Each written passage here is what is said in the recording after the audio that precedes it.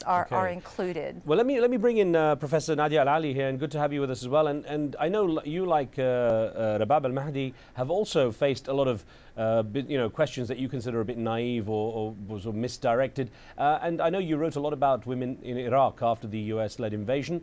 You get asked questions like, what do Iraqi women want? Well, how do you tend to respond to those kind of questions?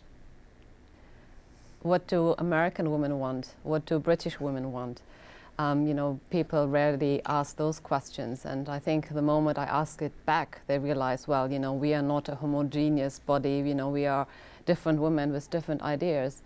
And, over the last few years, I've always been asked, and I told them, well, there are different Iraqi women with different experiences, different political views, and it's not just because of sectarian differences, but it's because of class differences, it's because people live in different places around Iraq.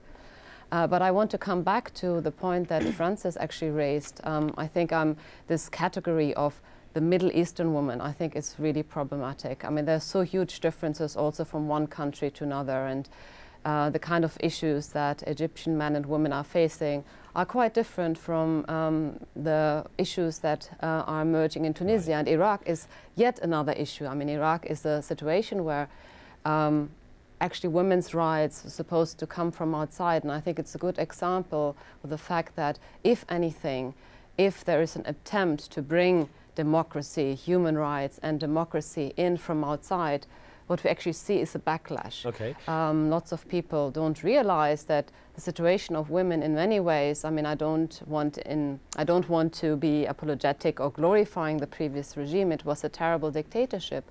But when it comes to women, actually, they had many more rights in terms of education, labor force participation. But I also want to come... Professor Ali, I want to get onto that in a second, but let me just touch on one thing. With watching what's been going on with Tunisia, Egypt, and to some degree with Libya too, let me ask you what generational differences are emerging when it comes to women. We're seeing women out in force, we're seeing women and learning more about what's going on there. The societies, through the lens of the international media, have been opened up a lot more. What generational differences are evident?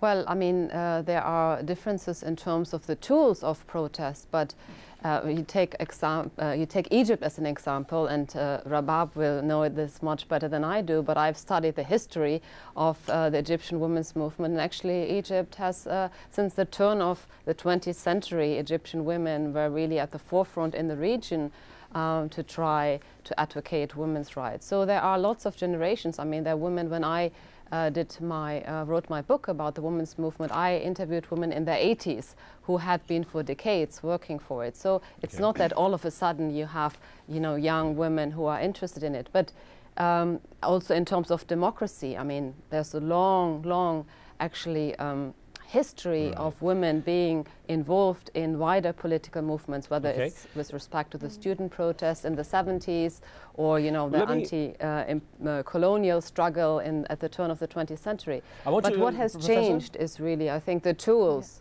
Okay, Professor, sorry, because I want to make sure now, young women. Yeah, no, I understand what you're saying. I want to make sure I get all three of you get your views in as I progress this discussion. One thing, let me ask Professor Al-Mahdi to answer an email we got from one of our viewers, because we try to get viewer questions here, and Sarah has written in saying, "It is my greatest fear that once the dictators leave, women will again be forgotten. Not a single woman was on the board of experts drafting the new Egyptian constitution." Professor Al-Mahdi, what's your view on that kind of comment?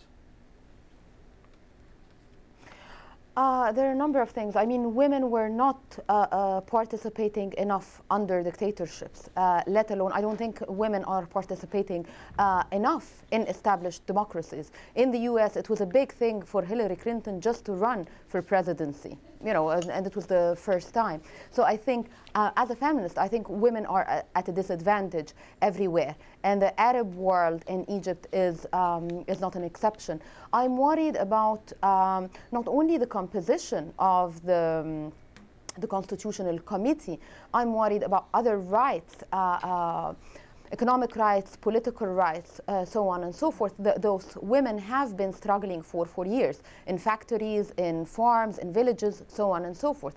But I think the kind of mobilization that led to those democratic changes that we're seeing will be channeled for other demands. So we'll see a continuation of workers demanding their rights, as much as we're going to see mobilization of students demanding freedom of universities, so on and so forth. And now, women are an integral part in all those groups. It is interesting you raise that, because Dr. Hassan, I want to touch with you on an issue that I've certainly come across when I've traveled across the Middle East. People make it very clear that when you have women students, they tend to make often more of that educational opportunity. They tend to be better students, and there are areas where, you know, women stay longer in the educational system as well. And I wonder to what degree that's being reflected or has been reflected in policies throughout the Middle East in trying to get that crucial element of the potential workforce, that student base, expanded. Yeah, I mean, I think that we need to be careful so that we're both celebrating these revolutions and recognizing that they're ongoing.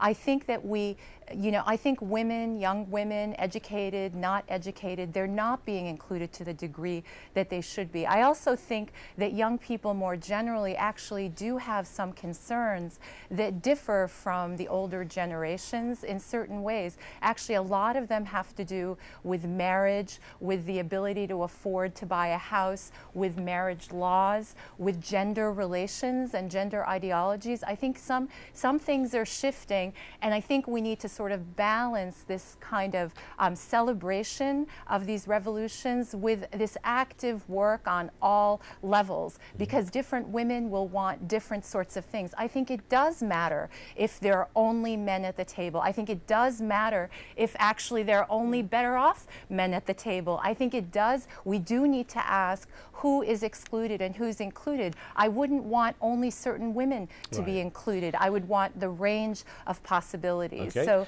So those are some of the concerns that I would raise. Well, let's get a couple of callers on. We've got Betty in the UK. Betty, thanks for joining us. What would you like to ask? My question and my appeal is really about Ethiopia. I am of Ethiopian origin from UK, and it is a very, very sad situation. All other areas have been covered in the world, who are living under the worst